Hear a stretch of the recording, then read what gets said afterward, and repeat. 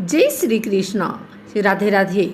आइए सुनते हैं देवोत्थान एकादशी की कथा। भगवान श्री कृष्ण ने कहा, हे अर्जुन, तुम मेरे बड़े ही प्रिय सखा हो। हे पार्थ, अब मैं तुम्हें पापों का नाश करने वाली तथा पुण्य और मुक्ति प्रदान करने वाली प्रबोधिनी एकादशी की कथा सुनाता हूँ।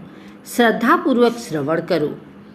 इस विषय में मैं तुम्हें नारद और ब्रह्मा जी के बीच हुए वार्तालाप को सुनाता हूँ। एक समय नारद जी ने ब्रह्मा जी से पूछा, हे पिता, प्रबोधिनी एकादशी के व्रत का क्या फल होता है? आप कृपा करके मुझे यह सब विधान पूर्वक बताएं। ब्रह्मा जी ने कहा, हे पुत्र, कार्तिक माह की शुक्ल पक्ष की प्रबोधिनी एकादशी के व्रत का फल 1,000 अश्वमेध तथा 100 राजसूय यज्ञ के फल के बराबर होता है। नारद जी ने कहा, हे पिता, एक संध्या को भोजन करने से, रात्रि में भोजन करने तथा पूरे दिन उपवास करने से क्या क्या फल मिलता है? कृपा कर सविस्तार समझाइए।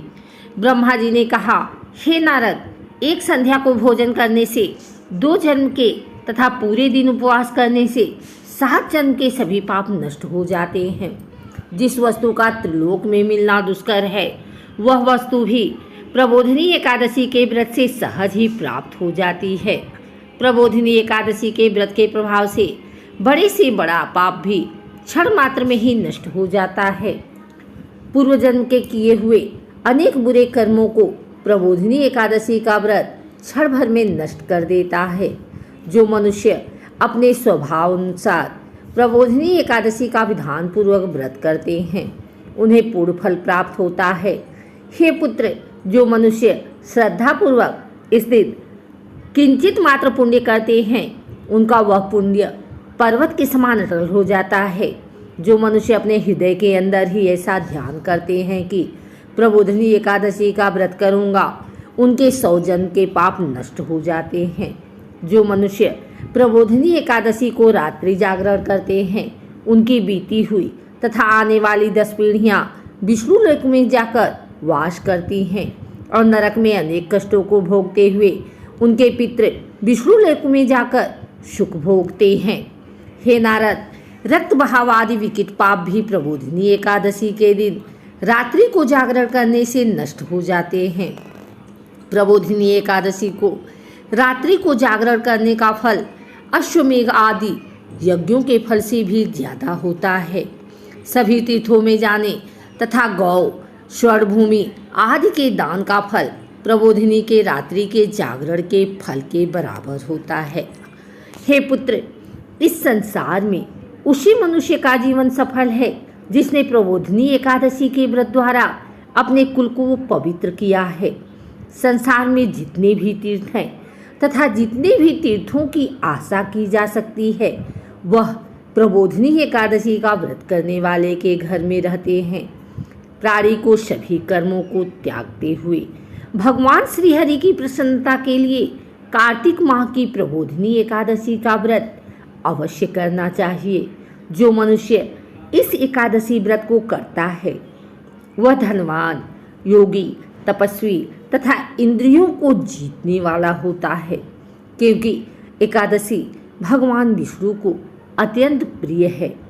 इसके व्रत के प्रभाव से मनुष्य जन्म मरण के चक्र से मुक्त हो जाता है। इस एकादशी व्रत के प्रभाव से कायिक, वाचिक और मानसिक तीनों प्रकार के पापों का शमन हो जाता है।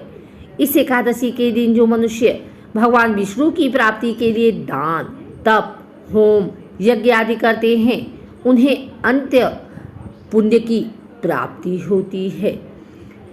प्रबोधिनी एकादशी के दिन भगवान श्री हरि का पूजन करने के बाद यौवन और वृद्धावस्था के सभी पाप नष्ट हो जाते हैं। इस एकादशी की रात्रि को जागरण करने का फल सूर्य ग्रहण के समय स्नान करने के फल से सहस्त्र गुना ज्यादा होता है। मनुष्य अपने जन्म से लेकर जो पुण्य करता है, वह पुण्य प्रबोधिनी एकादशी के व्रत के पुण्य के सामने व्यर्थ है।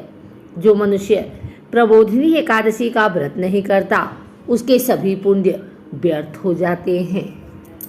इसलिए हे पुत्र, तुम्हें भी विधान पूर्वक भगवान विष्णु का पूजन करना चाहिए। जो मनुष्य कार्तिक माह के धर्मपरायण होकर अन्य व्यक्तियों का अन्न नहीं खाते, उन्हें चंद्रायण व्रत के फल की प्राप्ति होती है। कार्तिक माह में प्रभुदान आदि से उतने प्रसन्न नहीं होते जितने कि शास्त्रों की कथा सुनने से प्रसन्न होते हैं। कार्तिक माह में जो मनुष्य प्रभु की कथा को थोड़ा बहुत पढ़ते हैं या सुनते हैं, उन्हें 100 गायों के दान के फल की प्राप्ति होती है। ब्रह्मा जी की बात सुनकर नारद जी बोले, हे पिता, अब आप एकादशी के व्रत का विधान कहिए और कैसा व्रत करने से किस पुण्य की प्राप्ति होती है, कृपा कर यह भी समझाइए। नारद की बात सुन ब्रह्मा जी बोले, हे पुत्र, इस एकादशी के दिन मनुष्य को ब्रह्म मुहूर्त में उठकर स्नान आदि से निवृत्त होकर व्रत का संकल्प करना चाहिए।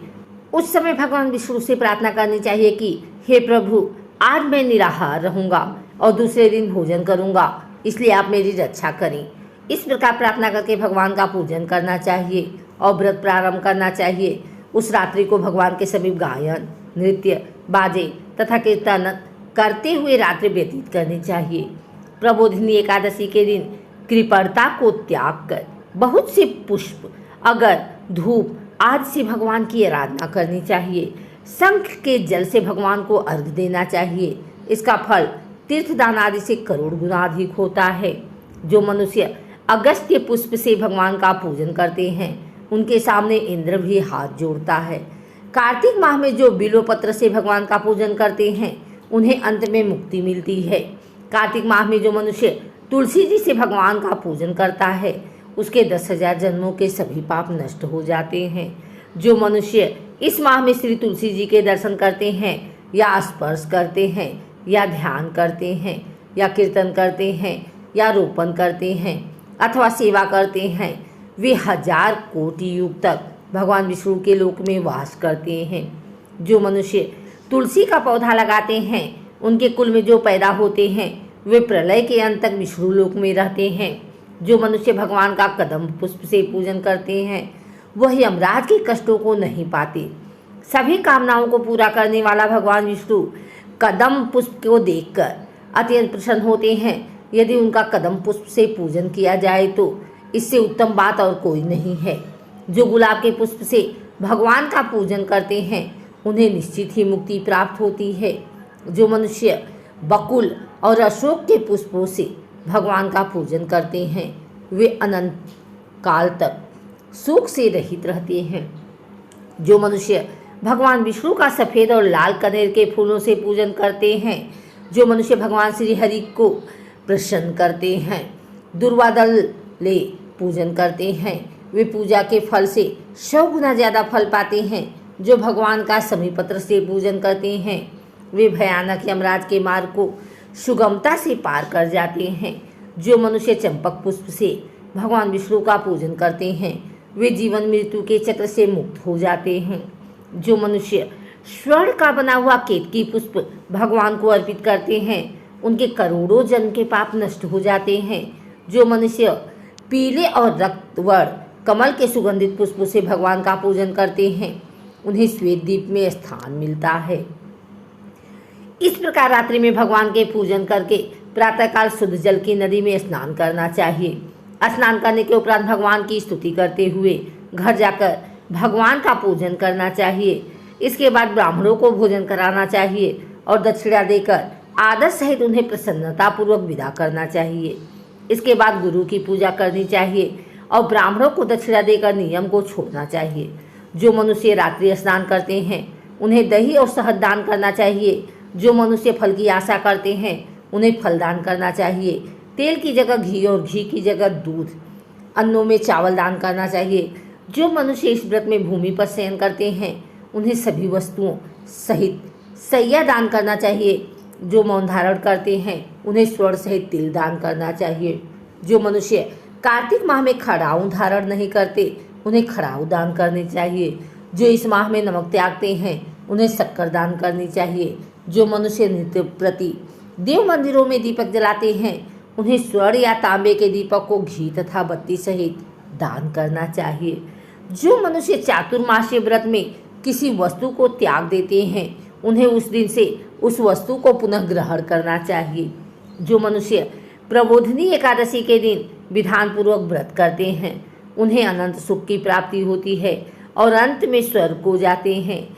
जो मनुष्य चातुर्मास्य व्रत को बिना किसी बाधा के पूर्ण कर लेते हैं उन्हें दोबारा जन्म नहीं लेना पड़ता। जिन मनुष्यों का व्रत खंडित हो जाता है उन्हें दोबारा प्रारंभ कर लेना चाहिए। जो मनुष्य इस एकादशी के महात्म्य को सुनते व पढ़ते हैं अश्वमेध यज्ञ के फल की प्राप्ति होती है। वेदाध्ययन, तपस्या व त्याग की दृष्टि से चातुर्मास्य का नियम अति महत्वपूर्ण है। भगवान श्री हरि की भक्ति में लीन होने के लिए यह समय अति उत्तम होता है। गृहस्थ व्यक्ति भी चातुर्मास्य में भगवान विष्णु की भक्ति का पूरा लाभ उठाते हैं।